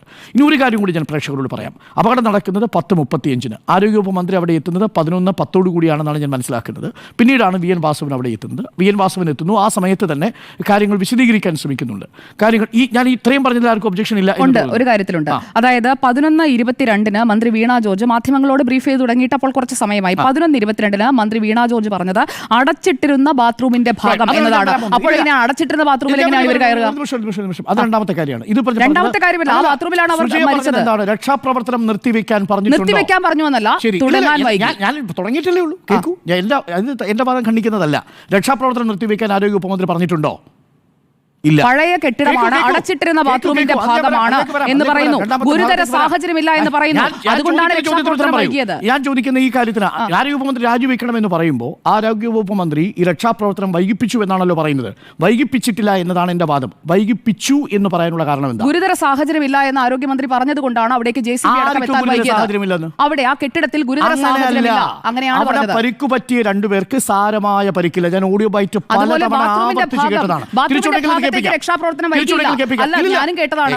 താങ്കൾ കേൾക്കുന്നതൊക്കെ പബ്ലിക് ഡൊമൈനിലുള്ള കാര്യം. ഞാൻ ചോദിക്കുന്ന 2 കാര്യങ്ങളാണ്. ഒന്ന്, ഇതിനടിയിൽ ആരുമില്ല എന്ന് ആ രക്ഷാപ്രവർത്തനം നടത്തുന്നതുവരെ തടസ്സപ്പെടുത്തിക്കൊണ്ട് ആരോഗ്യവകുപ്പ് മന്ത്രി പറഞ്ഞിട്ടില്ല. 2, ഈ രക്ഷാപ്രവർത്തനം നിർത്തിവെക്കാൻ ആരോഗ്യവകുപ്പ് മന്ത്രി പറഞ്ഞിട്ടില്ല. VN വാസുവനും പറഞ്ഞിട്ടില്ല. പറഞ്ഞതെന്താണ്? അവിടെ നിന്നും കണ്ടെത്തിയത് 2 പേരെയാണ്. അവർക്ക് സാരമായ പരിക്കുള്ളതല്ല. ഇതാണ് നമ്മുടെ ബൈറ്റിലുള്ളത്, നമ്മുടെ വീഡിയോയിലുള്ളത്. അപ്പോൾ അതുകൊണ്ട് രക്ഷാപ്രവർത്തനം വൈകിപ്പിച്ചു ആരോഗ്യവകുപ്പ് മന്ത്രി എന്നുള്ളത് നമ്മളുടെ വീഡിയോ ബൈറ്റുകളുടെ രേഖയുടെ അടിസ്ഥാനത്തിൽ നമുക്ക് സ്ഥാപിക്കാൻ കഴിയില്ല. അതാണ് വസ്തുത.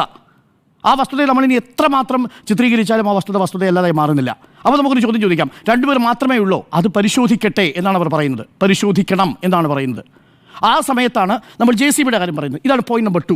JCB വരാൻ വൈകിയത് എന്തുകൊണ്ടാണ്? എനിക്ക് തോന്നുന്നു ജിമ്മി തന്നെയാണ് VN വാസുവനുമായി സംസാരിക്കുന്നത്. VN വാസുവൻ ഇന്നും പറയുന്നത്, VN വാസുവനാണ് പറയുന്നത് JCB വരണം, ഹിറ്റാച്ചി വരണം എന്ന് പറയുന്നത്. ആ കെട്ടിടം 68 വർഷം പഴക്കമുള്ള 1963 മറ്റുമാണ് ആ കെട്ടിടത്തിൻ്റെ നിർമ്മാണം നടക്കുന്നത്. ആ കെട്ടിടത്തിൻ്റെ സ്കെച്ച് എന്ന് പറയുന്നത് ഏറ്റവും അശാസ്ത്രീയമായിട്ട് നിർമ്മിച്ചിരിക്കുന്ന ഒരു കെട്ടിടമാണ്. അവിടേക്ക് JCB വിട്ട് വേറെ ഒരു സാധനവും കയറാൻ പറ്റില്ല. ഇന്ന് തന്നെ നമ്മളത് കണ്ടു. ആ ഇടുങ്ങിയ പാസേജിലൂടെയാണ് കയറി പോകേണ്ടത്. ഈ കെട്ടിടം കാലത്ത് JCB ഇല്ല. മാത്രമല്ല ഇങ്ങനൊരു അപകടം നടന്നാൽ ഫയർ ആൻഡ് സേഫ്റ്റി വണ്ടി പോകണ്ടേ? അതിന് ചുറ്റും ഫയർ ആൻഡ് സേഫ്റ്റി പോലും പോവില്ല. അതായത് അഗ്നിശമന സേനാ വിഭാഗത്തിൻ്റെ വാഹനം പോലും അതിനുള്ളിൽ കയറില്ല. അത്ര അശാസ്ത്രീയമായി നിർമ്മിച്ചിരിക്കുന്ന ഒരു കെട്ടിടത്തിൻ്റെ ഉൾഭാഗത്തേക്ക് ഗ്രില്ല് മുറിച്ചാണ് ഈ ഹിറ്റാച്ചി മെഷീൻ വരുന്നത്. അതിനെടുത്തിരിക്കുന്ന സമയം 1.5 മണിക്കൂറാണ് എന്നാണ് ഞാൻ മനസ്സിലാക്കുന്നത്. 1.5 മണിക്കൂറാണ് അവിടെ വൈകിയിരിക്കുന്നത്. അതായത് ഹിറ്റാച്ചി മെഷീൻ അതായത് അപകടം നടന്ന് അവിടെ രക്ഷാപ്രവർത്തനം നടത്തി ആദ്യത്തെ ഇത് മാറ്റി താഴെ ആളുകളുണ്ടോ എന്ന് പരിശോധിക്കാൻ വേണ്ടി ഹിറ്റാച്ചി എത്തി 1.5 മണിക്കൂർ സമയമെടുത്തു ഗ്രില്ല് കട്ട് ചെയ്തതിനുള്ളിലേക്ക് വരാൻ. കാരണം അതിന് 2 വശത്തും കെട്ടിടങ്ങളും അവിടെ പ്രവർത്തനക്ഷമമായ വാർഡുകളുടെ ബ്ലോക്കുകൾ നിൽക്കുകയാണ്. അതിനിടയിലേക്കാണ് ഈ 1.5 മണിക്കൂർ സമയം കൊണ്ട് ഹിറ്റാച്ചി മെഷീൻ വരുന്നത്. അപ്പോൾ അതാണ് അവിടെ സംഭവിച്ചത്. അപ്പോൾ ഇതിൻ്റെ പേരിൽ മന്ത്രി രാജിവെക്കണം എന്നുള്ള ആവശ്യം ന്യായമല്ല എന്നതാണ് എൻ്റെ ടേക്ക്. ഇനി രണ്ടാമത്തെ ഒരു കാര്യം, മന്ത്രിക്ക് അവിടെ ഒരു പിഴവ് പറ്റി, അത് ഞാൻ സമ്മതിക്കുന്നു. എന്താണ് പിഴവ് പറഞ്ഞത്? സൂപ്രണ്ട് പറയുന്നു ആ കെട്ടിടം ഉപയോഗശൂന്യമായിരുന്നു. അങ്ങനെയല്ല എന്ന വസ്തുത തെളിയിച്ചതാണ്. ഇന്നലെ തന്നെ നമ്മൾ പറഞ്ഞു. കാര്യം 10ാമത്തെ വാർഡിനോട് ചേർന്ന് ഒരു ടോയ്ലറ്റ്, 1 2 ടോയ്ലറ്റ് ബ്ലോക്കുകൾ പ്രവർത്തിച്ചു കൊണ്ടിരുന്നു. അത് സർജറിക്ക് ശേഷം വരുന്ന ആളുകൾക്ക് പ്രവേശിപ്പിക്കാൻ വേണ്ടിയുള്ളതാണ്. ഈ വിവരമാണ് യഥാർത്ഥത്തിൽ സൂപ്രണ്ട് ഫീഡ് ചെയ്ത് കൊടുത്തത്. അതാണ് സൂപ്രണ്ട് അതിന് ഉത്തരവാദിത്വം ഏറ്റെടുത്തിരിക്കുന്നത്. അത് സൂപ്രണ്ട് നമ്മുടെ മുന്നിൽ പറയുകയും ചെയ്തു. ഞാനാണ് ആരോഗ്യവകുപ്പ് മന്ത്രിയോട് പറഞ്ഞത്. ആരോഗ്യവകുപ്പ് മന്ത്രി ആ പറഞ്ഞ കാര്യമാണ് മാധ്യമങ്ങളുടെ മുന്നിൽ പറഞ്ഞത്. അത് മന്ത്രിക്ക് ലഭിച്ചിരിക്കുന്ന തെറ്റായ ഒരു അഡ്വൈസ് ആയിരുന്നു. ആ അഡ്വൈസ് കൊടുത്തത് അവിടുത്തെ സൂപ്രണ്ടാണ്. ഇതാണ് രണ്ടാമത്തെ കാര്യം. ഇനി മൂന്നാമത്തെ കാര്യം, ആരോഗ്യ മേഖലയിൽ വീണ ജോർജ് വന്നതിന് ശേഷം മൊത്തം നഷ്ടമാണ് ഉണ്ടായിരിക്കുന്നത്. ഇപ്പോൾ രാഹുൽ മാങ്കൂട്ടത്തിൽ പറയുന്നു നിപ്പ വന്നു കഴിഞ്ഞാൽ ഉടൻ 100% മരണമാണ് സംഭവിക്കുന്നതെന്ന്. എന്ത് വസ്തുതാവിരുദ്ധമായ കാര്യമാണ് രാഹുൽ പറഞ്ഞിരിക്കുന്നത്? നമ്മുടെ മുമ്പിൽ കണക്കുകളില്ലേ? 2022 6 പേർക്ക് നിപ്പ വന്നു. അതിൽ 2 പേർക്ക് മരണം സംഭവിച്ചു. 4 പേരെ നമ്മുടെ സംസ്ഥാനം രക്ഷപ്പെടുത്തി വിട്ടു. ജിമ്മി അറിയുമോ, കേരളത്തിൻ്റെ ഒരു വലിയ ട്രാക്ക് റെക്കോർഡുണ്ട്, നിപ്പയെ പ്രതിരോധിച്ച ട്രാക്ക് റെക്കോർഡ്. നമുക്ക് 2018 നിപ്പ കേരളത്തിൽ റിപ്പോർട്ട് ചെയ്യുന്ന സമയത്ത് നമുക്കതിൽ 2 പേരെ മാത്രമേ രക്ഷിക്കാൻ സാധിച്ചുള്ളൂ. എനിക്കൊന്ന് 16 പേരോ മറ്റോ അന്ന് നമ്മുടെ ലിനിറ്റ് നേഴ്സ് അടക്കം നമുക്ക് നഷ്ടപ്പെട്ടു. പക്ഷേ അന്ന് നമ്മുടെ മുൻപിൽ വാക്സിൻ ഇല്ല, നമ്മുടെ മുമ്പിൽ മറ്റു മാതൃകകളില്ല, ആൻറ്റി വൈറൽ ആയിട്ടുള്ള പ്രതിരോധ സംവിധാനങ്ങളൊന്നുമില്ല. ലോകത്ത് തന്നെ 66% 70%ഓളം നിപ്പ ബാധിതരുടെ മരണനിരക്ക് നിലവിലിരിക്കുമ്പോൾ അത് 33% കുറച്ചതാണോ കേരളത്തിലെ ആരോഗ്യവകുപ്പ് മന്ത്രി തെറ്റെന്ന് ചോദിച്ചാൽ എന്താണ് രാഹുൽ മാങ്കൂട്ടത്തിൽ മറുപടി പറയുക? 6 പേരിൽ 2 പേർ മരിക്കുകയും 4 പേർ രക്ഷപ്പെടുകയും ചെയ്താൽ നിപ്പ വന്ന് ബാധിച്ചവരെല്ലാവരും മരിക്കും എന്നുള്ള പ്രചരണം കേരളത്തിൻ്റെ ആരോഗ്യ മേഖല ഇകഴ്ത്തിക്കെട്ടാൻ അല്ലെങ്കിൽ പിന്നെ എന്തിനു വേണ്ടിയാ? That's fact. ആ ഫാക്റ്റിനെ നിങ്ങൾക്ക് നിഷേധിക്കാൻ പറ്റുമെങ്കിൽ നിഷേധിക്കാം. അപ്പോൾ മൂന്നാമത്തെ കാര്യവും തെറ്റാണ്. ഇനിയുണ്ട് ആരോഗ്യ മേഖലയിൽ അവിടെ ഒരു കെട്ടിടം ഉയർന്നു നിൽപ്പുണ്ട്. അവിടെ ഒരു വീഴ്ച സംഭവിച്ചു എന്ന് ഇപ്പോഴും ഞാൻ വരുന്നു. അതിപ്പോഴും ഞാൻ പറയുന്നു സിസ്റ്റമിക് വീഴ്ചയാണ്. അതാ ഏതെങ്കിലും തരത്തിൽ വീണ ജോർജിന് വീഴ്ചയുണ്ടെങ്കിൽ ഞാൻ പറയുന്നു അതേ ഉത്തരവാദിത്വം കെ ശൈലജ ടീച്ചറിനുമുണ്ട്. അതേ ഉത്തരവാദിത്വം 1ാം പിണറായി സർക്കാരിനുമുണ്ട്. കാരണം എന്താ? 2013-14 കിട്ടിയ ഫിറ്റ്നസ് സർട്ടിഫിക്കറ്റ് ഇല്ല എന്നുള്ള റിപ്പോർട്ട്. ആ റിപ്പോർട്ടിൻ്റെ അടിസ്ഥാനത്തിൽ 1ാം പിണറായി സർക്കാരിൻ്റെ കാലത്ത് നടപ്പിലാക്കേണ്ടതാണ് ഇപ്പോൾ നിർമ്മിച്ചുകൊണ്ടിരിക്കുന്ന ഈ കിഫ്ബി കെട്ടിടം. ആ കെട്ടിടത്തിന് എന്തുകൊണ്ടാണ് 1ാം പിണറായി സർക്കാരിൻ്റെ 5 വർഷം കൊണ്ട് ഒരു കെട്ടിടം ഉയരാഞ്ഞത്? 2ാം പിണറായി സർക്കാരിൻ്റെ കാലത്ത് ആരോഗ്യവകുപ്പ് മന്ത്രി വീണ ജോർജ് ആയിരിക്കുമ്പോൾ 2021 കെട്ടിടത്തിൻ്റെ നിർമ്മാണം തുടങ്ങുന്നത്. ആ കെട്ടിടം നിങ്ങൾ കോട്ടയം മെഡിക്കൽ കോളേജിൽ പോയിട്ടുള്ളവർക്കറിയാം. ഈ തകർന്നു വീണ കെട്ടിടമേ നിങ്ങൾ കാണൂ, തകർന്നു വീണ ടോയ്ലറ്റ് നിങ്ങൾ കാണൂ, അവിടെയുള്ള TK ജയകുമാർ എന്ന് പറയുന്ന ഒരു ഡോക്ടറെ നിങ്ങൾ കാണണം. വയനാട്ടിൽ നിന്ന്, മറയൂരിൽ നിന്ന്, കേരളത്തിൻ്റെ വിവിധ ഇടങ്ങളിൽ നിന്ന്, കേരളത്തിന് പുറത്ത് നിന്ന് അവിടെ ഹൃദ്രോഗത്തിന് വേണ്ടിയിട്ട് വരുന്ന ആളുകളുടെ എണ്ണം എത്രയാണെന്നറിയാമോ? അവിടെ ഏറ്റവും കൂടുതൽ ഓപ്പൺ ഹാർട്ട് സർജറി നടക്കുന്ന ഇന്ത്യയിലെ പൊതുജനാരോഗ്യ കേന്ദ്രമാണ് കോട്ടയം മെഡിക്കൽ കോളേജ്. ഏറ്റവും കൂടുതൽ സ്പെഷ്യലൈസ്ഡ് ആയിട്ടുള്ള ആൻജിയോഗ്രാം നടക്കുന്ന ഏറ്റവും പ്രധാനപ്പെട്ട സ്റ്റേഷനുകളിൽ ഒന്നാണ്. അവിടെ TK ജയകുമാർ തന്നെ റെക്കോർഡിട്ടിട്ടുണ്ട്. ഒന്ന് നോക്കണം. അത്രയും അധികം സവിശേഷതകളുള്ള ഒരു മെഡിക്കൽ കോളേജാണ്. ആ മെഡിക്കൽ കോളേജിൽ അത്യാധുനിക സംവിധാനമുള്ള ഒരു കാഷ്വാലിറ്റി ഉണ്ട്. നമ്മളത് കണ്ടിട്ടില്ല, നമ്മുടെ ദൃശ്യങ്ങളിൽ വന്നിട്ടില്ല. ഈ ബ്ലോക്കിന് നേരെ ഒരു 100 അടി മുന്നോട്ട് പോയി ഇടത്തോട്ട് തിരിഞ്ഞാൽ ആ ബ്ലോക്ക് നിങ്ങൾക്ക് കാണാം. അത് 2ാം പിണറായി സർക്കാരിൻ്റെയും 1ാം പിണറായി സർക്കാരിൻ്റെയും കാലത്ത് നിർമ്മിച്ചതാണ്. അതിന് തൊട്ടപ്പുറത്ത് നിങ്ങൾ വന്നാൽ കേരളത്തിൽ തന്നെ ഏറ്റവും കൂടുതൽ പ്രസവങ്ങൾ നടക്കുന്ന ആശുപത്രികളിൽ ഒന്നാണ് ഈ കോട്ടയം മെഡിക്കൽ കോളേജ്, ഗൈനക്കോളജി. ഒരു പരാതി വന്നിട്ടുണ്ടോ ഇന്നവരെ കോട്ടയം മെഡിക്കൽ കോളേജിൽ നിന്ന്? ഒരു പരാതി കേട്ടിട്ടുണ്ടോ? ഹൃദ്രോഗ വിഭാഗത്തിൽ നിന്ന് ഏതെങ്കിലും ഒരു പരാതി കേട്ടിട്ടുണ്ടോ ജിമ്മി? കോട്ടയം മെഡിക്കൽ കോളേജിൽ നമ്മൾ രേഖപ്പെടുത്തുന്നത് എന്താ? കേരളത്തിലെ ഏറ്റവും മികച്ച ഹൃദ്രോഗ ചികിത്സ കൊടുക്കുന്ന സ്ഥാപനങ്ങളിലൊന്നാണ്. ടെസ്റ്റ് ട്യൂബ് ശിശു പിറന്ന സ്ഥാപനമാണ് ഈ കോട്ടയം മെഡിക്കൽ കോളേജ്. അപ്പോൾ പൊതുജനാരോഗ്യ സംവിധാനം സ്വാഭാവികമായും അവിടെ ഒരു മരണം നടന്നാലും നമ്മളത് വലിയ രീതിയിൽ റിപ്പോർട്ട് ചെയ്യും. സ്വാഭാവികമായും പ്രതിഷേധമുണ്ടാവും. അതൊക്കെ സ്വാഭാവികമാണ്. പക്ഷേ അതിൻ്റെ പേരിൽ കേരളത്തിലെ പൊതുജനാരോഗ്യം പൂർണ്ണമായിട്ടും തകർന്നു എന്ന് പറയുന്നത് തെറ്റായ ഒരു ആശയമാണ്. ഇനി ഞാൻ ഒരു കണക്ക് കൂടി പറയാം. നമ്മുടെ ഇക്ബാൽ സാർ പറഞ്ഞൊരു കണക്കുണ്ട്, വളരെ പ്രധാനപ്പെട്ട കണക്കാണ്, പ്രേക്ഷകർ അറിഞ്ഞിരിക്കേണ്ട ഒരു കണക്ക് കൂടിയാണ്. നമ്മുടെ പൊതുജനാരോഗ്യ സംവിധാനത്തിൽ സംഭവിച്ചുകൊണ്ടിരിക്കുന്ന വലിയ മാറ്റത്തെക്കുറിച്ച് ഇക്ബാൽ സാർ പറയുമ്പോൾ ഒരു കാര്യം പ്രേക്ഷകരുടെ ശ്രദ്ധയിൽപ്പെടുത്താൻ ഞാൻ ആഗ്രഹിക്കുന്നു. നമ്മുടെ 2 സർക്കാരുകളുടെയും കാര്യത്തിൽ ഒരു താരതമ്യ പഠനം നമ്മൾ നടത്തിയാൽ 2013-2014 ആരോഗ്യ മേഖലയിൽ ചികിത്സ തേടുന്നതിന് ഓരോ വ്യക്തിയും അവൻ്റെ സ്വന്തം പോക്കറ്റിൽ നിന്ന് ചിലവാക്കേണ്ടി വരുന്ന തുക നമ്മളതിനെ പറയുന്നത് ഔട്ട് ഓഫ് പോക്കറ്റ് എക്സ്പെൻഡിച്ചർ എന്നാണ്, OOPE. അതായത് ഓരോരുത്തരുടെയും സ്വകാര്യ ചിലവ്. UDF സർക്കാരിൻ്റെ കാലത്ത് 2012-13 UDF സർക്കാരിൻ്റെ കാലത്ത് ഔട്ട് ഓഫ് എക്സ്പെൻഡിച്ചർ എന്ന് പറയുന്നത് 76%. 76%. 76%. അന്ന് ആരോഗ്യമേഖലയിൽ സർക്കാർ ചെലവഴിച്ചിരുന്നത് ആ അർത്ഥത്തിൽ 24% ആണ്. അപ്പോൾ UDF സർക്കാരിൻ്റെ കാലത്ത് ഒരു ആരോഗ്യ പ്രശ്നം വന്നാൽ 76% സ്വന്തം പോക്കറ്റിൽ നിന്ന് ചെലവാക്കേണ്ടി വരുന്ന സാഹചര്യങ്ങളിൽ നിന്നും ഈ രണ്ടാമത്തെ LDF സർക്കാരിൻ്റെ കാലഘട്ടം എത്തുമ്പോഴേക്കും ഔട്ട് ഓഫ് പോക്കറ്റ് എക്സ്പെൻഡിച്ചർ എന്ന് പറയുന്നത് നോക്കൂ 59% കുറഞ്ഞിരിക്കുന്നു. 76-ൽ നിന്ന് 59% കുറഞ്ഞിരിക്കുന്നു. ഇതൊരു വലിയ നേട്ടമായി ഞാൻ ചിത്രീകരിക്കുന്നില്ല, പക്ഷേ ഒരു നേട്ടമാണ്. കാര്യം 17% കുറവുണ്ടാവുന്നു എന്ന് പറഞ്ഞാൽ നമ്മുടെ പൊതുജനാരോഗ്യ സംവിധാനം മെച്ചപ്പെട്ടു എന്നതിൻ്റെ തെളിവാണ്. അവിടെ ഒട്ടനേകം ഉദാഹരണങ്ങൾ പറയാൻ കാണിക്കും, സമയത്തിൻ്റെ പരിമിതി ഉള്ളതുകൊണ്ട് ഞാനത് പറയുന്നില്ല. പക്ഷേ ഇതൊരു കണക്കാണ് എന്ന് പറഞ്ഞാൽ നമ്മൾ പൊതുജനാരോഗ്യ സംവിധാനങ്ങളെ ആശ്രയിക്കുന്നവരുടെ എണ്ണം ചെറുതല്ല. 8.5 കോടി ഉമ്മൻചാണ്ടി സർക്കാരിൻ്റെ കാലത്ത് OP ടിക്കറ്റുകളുടെ എണ്ണം. LDF സർക്കാരിൻ്റെ കാലത്ത് 13.5 കോടി രണ്ടാം പിണറായി സർക്കാരിൻ്റെ കാലത്ത്. ചെറിയ കണക്കാണോ? ഇത്രയും പേര് ആശ്രയിക്കുന്നൊരു പൊതുജന സംവിധാനമല്ലേ? അവിടെ ഉണ്ടായ പിഴവ് പക്ഷേ അത് സിസ്റ്റമിക് ഫെയിലിയർ ആണ് എന്ന് തന്നെയാണ് എൻ്റെ വാദം. അത് സ്വാഭാവികമായും പ്രതിപക്ഷം ഈ രാജിയൊക്കെ ആവശ്യപ്പെടുന്നത് പ്രതിപക്ഷത്തിന് കിട്ടുന്ന രാഷ്ട്രീയ അവസരമാണ്. ഒരു അവസരം രാഷ്ട്രീയത്തിൽ വളരെ പ്രധാനപ്പെട്ടതാണ്. അത് ഉപയോഗിക്കാൻ പ്രതിപക്ഷം ശ്രമിക്കുന്നുവെന്ന് മാത്രമേ ഉള്ളൂ. അതല്ലാതെ ഈ മരണത്തിന് ഉത്തരവാദി ആരോഗ്യവകുപ്പ് മന്ത്രിയോ VN വാസവനോ അല്ല. അതൊരു സിസ്റ്റമിക് ഫെയിലിയർ ആണ്. ആ സിസ്റ്റമിക് ഫെയിലിയറിൻ്റെ കൂട്ടുത്തരവാദിത്വമാണ് അത് ഒന്നാം പിണറായി സർക്കാരിനുണ്ട്, രണ്ടാം പിണറായി സർക്കാരിനുണ്ട്. അതേപോലെ 2013 ഫിറ്റ്നസ് ഇല്ല എന്ന് കണ്ടിട്ടും ഒരു കടലാസ് പോലും നീക്കാതിരുന്ന ഉമ്മൻചാണ്ടി സർക്കാരിനുമുണ്ട്. ഒരിടവേള. മന്ത്രിയുടെ രാജി ആവശ്യം ന്യായമോ എന്നാണ് ചോദ്യം. ജിമ്മി. PK അബ്ദുറഹ്മാൻ എന്നൊരു മന്ത്രി ഉണ്ടായിരുന്നു പണ്ട്, വിദ്യാഭ്യാസ മന്ത്രി. അന്ന് പച്ച ബോർഡ് ചില അദ്ദേഹത്തിൻ്റെ മണ്ഡലത്തിലെ ചില സ്കൂളിൽ കൊണ്ടുവന്നു എന്ന് പറഞ്ഞ് BJP വിദ്യാഭ്യാസത്തെ കാവ്യവൽക്കരിക്കുന്നു, മുസ്ലിം ലീഗ് അതിനെ പച്ചവൽക്കരിക്കുന്നു എന്ന് പറഞ്ഞ് വലിയ വിമർശനവും കോലാഹലവും ഉണ്ടായി. ഈ പറഞ്ഞ വരി പറഞ്ഞെന്ന് പാർട്ടി സെക്രട്ടറി ആയിരുന്ന പിണറായി വിജയനാണ്. അപ്പോൾ ഈ രാജി ആവശ്യപ്പെടുക എന്നുള്ളത് ഏത് ചെറിയ കാര്യത്തിലും രാജി ആവശ്യപ്പെടുക, ബഹളം ഉണ്ടാക്കുക എന്നുള്ളത് അത് നമ്മുടെ നാട്ടിലെ ഒരു രീതിയാണ്, ഇന്ത്യയിലെ മൊത്തം രീതിയുമാണ്. ആ ബഹളം നടക്കട്ടെ. ആ ബഹളം അതനുസരിച്ചാണെങ്കിൽ മന്ത്രിയുടെ രാജി 10 പ്രാവശ്യം ആവശ്യപ്പെടാനുള്ള സമയമായി. കാരണം ഇത് നമ്മുടെ നാട്ടിലെ രീതിയാണ്. പക്ഷേ കേരളത്തിൽ ഇതുവരെ 7 പേരാണ് ഈ ബഹളത്തിൻ്റെ പേരിൽ ആരും രാജിവെച്ചിട്ടില്ല. കോടതി ആവശ്യപ്പെട്ട് കോടതി പരാമർശത്തിൻ്റെ പേരിലാണെങ്കിൽ രാജിവെക്കും. K. കരുണാകരൻ 2 പ്രാവശ്യം രാജിവെച്ചിട്ടുണ്ട്. R. ബാലകൃഷ്ണൻ 2 പ്രാവശ്യം രാജിവെച്ചിട്ടുണ്ട്. KM മാണി 1 പ്രാവശ്യം, ശ്രീ ഗംഗാധരൻ 1 പ്രാവശ്യം, തോമസ് ചാണ്ടി 1 പ്രാവശ്യം, പിന്നെ രാമേന്ദ്ര മാസ്റ്റർ അത് വലിയ വിവാദമായ രാജിവെക്കേണ്ട ആവശ്യമില്ലായിരുന്നു എന്ന് പിന്നെ കോടതി തന്നെ പറഞ്ഞ രാജി. അങ്ങനെ 7 രാജികളുണ്ടായി. AK ശശീന്ദ്രൻ രാജിവെച്ചിട്ടുണ്ട്.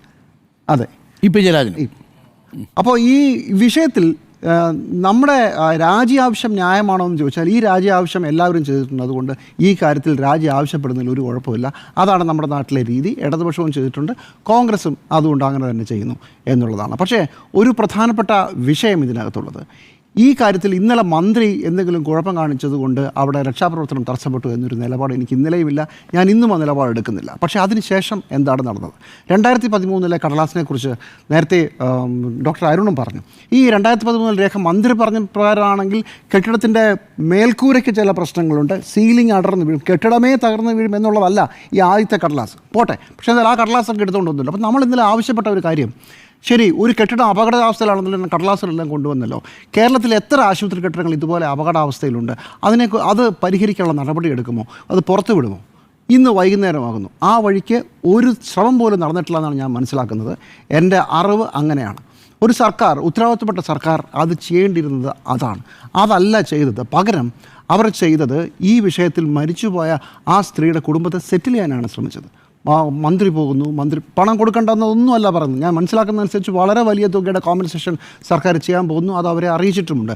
അങ്ങനെ ഇന്നലെയും ഇന്ന് രാവിലെയും മന്ത്രിക്കെതിരെ വലിയ വിമർശനം നടത്തിയ ആ കുടുംബത്തെ സെറ്റിൽ ചെയ്യാനാണ് ശ്രമിച്ചത്.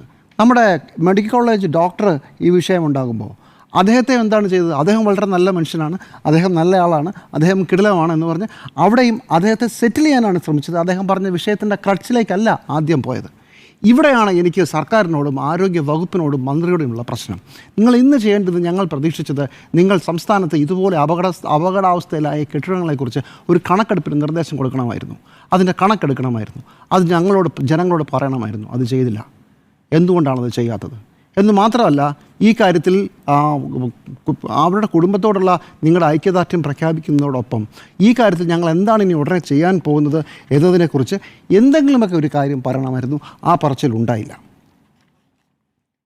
മറ്റൊരു കാര്യം, ഈ ഡോക്ടറുടെ കാര്യത്തിൽ ഡോക്ടർ വിഷയം ഉന്നയിച്ച് വളരെ വലിയ പ്രശ്നം ഉണ്ടാകുമ്പോൾ സൂചി മുതൽ മറ്റേ സ്റ്റെൻറ്റ് വരെ, സർജിക്കൽ ഇൻസ്ട്രുമെൻ്റ് മുതൽ മറ്റേ ആശുപത്രിയിൽ ഇരുന്ന സർജറിക്ക് പോകുന്ന ഡ്രസ്സ് വരെ, ഇത്തരം സാധനങ്ങൾ പുറത്തുനിന്നാണ് വാങ്ങിച്ചു കൊടുക്കുന്നതെന്ന് നമ്മുടെ ഡോക്ടർ ഹാരിസിൻ്റെ പറഞ്ഞതിലൂടെ കാര്യങ്ങൾ വെളി വന്നതാണ്. നിങ്ങൾ ഡോക്ടറെ സെറ്റിൽ ചെയ്യുമ്പോൾ ഇതൊരു വലിയ പ്രശ്നമാണ്. ഇത് ഒരു 10-20 വർഷമായി നടന്നുകൊണ്ടിരിക്കുകയാണ്. അത് ഞാൻ അംഗീകരിക്കുന്നു. പക്ഷേ ഇത് ഈ മന്ത്രിയുടെ കാലത്ത്, കഴിഞ്ഞ 10 വർഷമാണെങ്കിൽ LDF സർക്കാരിൻ്റെ കാലത്ത് നിലവിലിരുന്നതാണല്ലോ. അത് പരിഹരിക്കാൻ നിങ്ങൾ എന്താണ് ചെയ്തത്? അത് ഈ 10 വർഷമായി ഇവിടെ നടക്കുന്നുണ്ട്. അതിൽ ആദ്യത്തെ 9 വർഷവും LDF ഗവൺമെൻറ്റാണ്. ഈ കഴിഞ്ഞ 4 വർഷം മന്ത്രി വീണ ജോർജാണ്. അപ്പോൾ നടപടി എടുക്കേണ്ടത് സിസ്റ്റം പ്രശ്നമാണെന്ന് പറഞ്ഞാൽ മതി. സിസ്റ്റം മാറണ്ടേ? സിസ്റ്റത്തിൻ്റെ പ്രശ്നം എന്താണ്? വളരെ ബുദ്ധിമുട്ടുള്ള ഫയൽ മൂവ്മെൻ്റാണ് പ്രശ്നമെന്ന് എല്ലാവർക്കും അറിയാം. അത് വെറുതെ പറയുന്നതല്ല. ഈ സർക്കാർ അധികാരത്തിൽ വരുന്നതിന് മുമ്പുള്ള ഇടതുമുന്നണിയുടെ പ്രകടന പത്രിക പോയിന്റ് നമ്പർ 514, അതിൽ അവർ പ്രധാനമായിട്ടും എടുത്തു പറയുന്ന കാര്യം, മെഡിക്കൽ കോളേജുകൾക്ക് സ്വയംഭരണ അവകാശം നൽകും. 4 വർഷം കഴിഞ്ഞു, എവിടെ പോയി? ഞാൻ മനസ്സിലാക്കുന്ന 2016 പ്രകടന പത്രികയിലും ഇത് തന്നെ ഉണ്ടായിരുന്നു. എവിടെ പോയി? എൻ്റെ പ്രശ്നം ഒരു രോഗി മരിച്ചതിന് മന്ത്രി കൂട്ടുന്നു എന്നുള്ളതല്ല. എൻ്റെ പ്രശ്നം ഡോക്ടർ പറഞ്ഞ ഒരു പ്രോബ് ഇൻസ്ട്രുമെൻ്റ് വാങ്ങിച്ചു കൊടുത്തില്ല എന്നുള്ളതുമല്ല. പക്ഷേ ഈ 2 വിഷയങ്ങളിലൂടെയും പുറത്തു വരുന്ന കാര്യമുണ്ടല്ലോ, ആ കാര്യത്തോട് നിങ്ങൾ എന്ത് നടപടിയാണ് എടുത്തത്? നിങ്ങൾ എന്താണ് പ്രതികരിച്ചത്? നമ്മുടെ ഡോക്ടർ ഹാരിസ് പറഞ്ഞ മറ്റൊരു പ്രധാനപ്പെട്ട കാര്യമുണ്ട്. ഞാൻ ഇന്നലെ സൂചിപ്പിച്ചിരുന്നു. മന്ത്രിയുടെ പ്രൈവറ്റ് സെക്രട്ടറി എന്നെ ഓഫീസിൽ വിളിച്ചു വരുത്തി ശാസിച്ചു. കാരണം ഒരു രോഗിയോട് ഞാൻ മര്യാദയ്ക്കല്ല പെരുമാറിയെന്ന്. ആരാണ് ഈ പ്രൈവറ്റ് സെക്രട്ടറി? ഒരു മെഡിക്കൽ കോളേജിലെ ഡിപ്പാർട്ട്മെൻറ്റ് ഹെഡിനെ അയാളുടെ ഓഫീസിൽ വിളിച്ച് വരുത്തി വിമർശിക്കാൻ, വഴക്ക് പറയാൻ? ഇയാൾ ആരാ? ഇതിലെന്തോ നടപടിയുണ്ട്? ഇതൊരു പ്രധാനപ്പെട്ട വിഷയമല്ലേ? അപ്പോൾ അങ്ങനെയാണെങ്കിൽ എത്ര ഡോക്ടർമാരെ വിളിച്ച് ഇതുപോലെ തെറി പറഞ്ഞു കാണും? ഇത്തരം കാര്യങ്ങളിൽ നിങ്ങളുടെ തുടർന്നുള്ള നടപടിയാണ് ഞാൻ ചോദിക്കുന്ന ചോദ്യം. പിടിക്കപ്പെട്ടല്ലോ, നിങ്ങളുടെ ഭാഗത്തായ നിങ്ങളല്ല ഇത് തുടങ്ങിയെന്നുള്ള കാര്യമൊക്കെ ഞാൻ സമ്മതിക്കുന്നു. പക്ഷേ പ്രശ്നം നിങ്ങളുടെ മുമ്പിലാണ്. 2 പ്രധാനപ്പെട്ട ഇൻസിഡൻസ് നിങ്ങളുടെ മുമ്പിലുണ്ടായി. പക്ഷേ അതിനുശേഷം നിങ്ങൾ എന്ത് ചെയ്തുകൊണ്ടിരിക്കുന്നു? പ്രത്യേകിച്ച് ഒന്നും ചെയ്തില്ല എന്നുള്ളതാണ് ഒരു പ്രശ്നം. അതോടൊപ്പം ഈ ഹോസ്പിറ്റൽ 1 മാസത്തിന് ശേഷം വരാനിരിക്കുകയായിരുന്നെന്ന് പറഞ്ഞു. ശരി, ഞാനത് സമ്മതിക്കുന്നതിന് ചില അവസാന മിനുക്കുമണികളൊക്കെ ഉണ്ടായിരുന്നു. പക്ഷേ 2024 ഡിസംബറിന് ശേഷം ആ കെട്ടിടത്തിലേക്ക് ഒരു രോഗിയെ പോലും ഇനി അഡ്മിറ്റ് ചെയ്തെന്നും ഈ കെട്ടിടം തകർന്നു വീഴുന്ന റിപ്പോർട്ടുണ്ടല്ലോ. നിങ്ങൾ പറയുന്നു അവസാന മിനുക്കുമണികൾ, ഓപ്പറേഷൻ തിയേറ്റർ മുതലായ കാര്യങ്ങളിൽ ചില കാര്യങ്ങൾ ചെയ്യാൻ ബാക്കിയുണ്ടായിരുന്നു. നിങ്ങളുടെ കയ്യിൽ ഇപ്പുറത്ത് 2024 ഡിസംബറിന് ശേഷം ഈ കെട്ടിടം ഉപയോഗിക്കാനേ പാടില്ല എന്ന അവസാനത്തെ കടലാസും ഇരിക്കുന്നു. ഇതിലേത് തട്ടിനാണ് നിങ്ങൾ വെയിറ്റേജ് കൊടുത്തത്? നിങ്ങൾ വെയിറ്റേജ് കൊടുത്തത് അവസാനത്തെ മിനിക്കുമണിക്ക് ശേഷം. പ്രതിപക്ഷം ആരോപിക്കുന്നത് ഇത് തദ്ദേശ തെരഞ്ഞെടുപ്പ് വരുന്നത് കൊണ്ട് അതിനുവേണ്ടി വൈകിച്ചു എന്നാണ്. ഞാൻ അത്രയും പറയുന്നില്ല. പക്ഷേ ഇങ്ങനെ റിപ്പോർട്ടിരിക്കെ ആ റിപ്പോർട്ട് 2 മന്ത്രിമാർ യോഗം ചേർന്ന് എടുത്ത ഒരു തീരുമാനത്തിൽ ആ കാര്യം പരിഗണിച്ചില്ല. അതുകൊണ്ട് കെട്ടിടം തകർന്നതിൽ മന്ത്രിമാർക്ക് ഭാഗികമായി ഒരു പങ്കുമുണ്ട്. ആ കാര്യത്തിൽ എന്തുകൊണ്ടാണ് നിങ്ങൾ ഇങ്ങനൊരു തീരുമാനമെടുത്തത്? ഈ കെട്ടിടത്തിൻ്റെ ഉദ്ഘാടനം നടന്നു കഴിഞ്ഞിരുന്നെങ്കിൽ ഇതിൻ്റെ മുഴുവൻ ക്രെഡിറ്റും കൊണ്ടുപോകുമായിരുന്നല്ലോ മന്ത്രിസഭ, പക്ഷേ വകുപ്പ്. അപ്പോൾ ഈ കെട്ടിടത്തിൻ്റെ കാര്യത്തിൽ നിങ്ങൾ ഈ ഒരു ഏറ്റവും അവസാനത്തെ കടലാസ് വേണ്ടെന്ന് വെച്ചതിന് എന്ത് ന്യായമാണുള്ളത്? ഇനി ഇതെല്ലാം ഇരിക്കട്ടെ, ഒരു കാര്യം കൂടെ ചോദിക്കട്ടെ. ഈ രക്ഷാപ്രവർത്തനത്തിന് മന്ത്രിമാർക്ക് നേരിട്ട് പങ്കില്ലെന്നും ഞങ്ങൾ പറഞ്ഞ ഇൻഫർമേഷനാണെന്നും നിങ്ങൾ പറഞ്ഞു.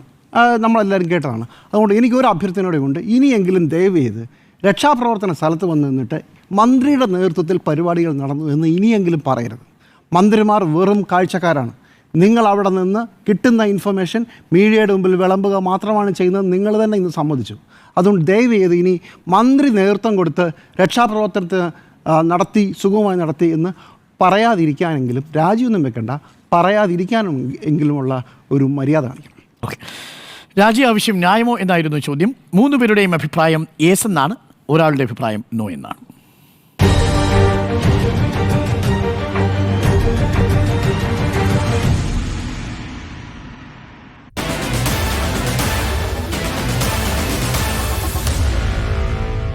Meet the editors.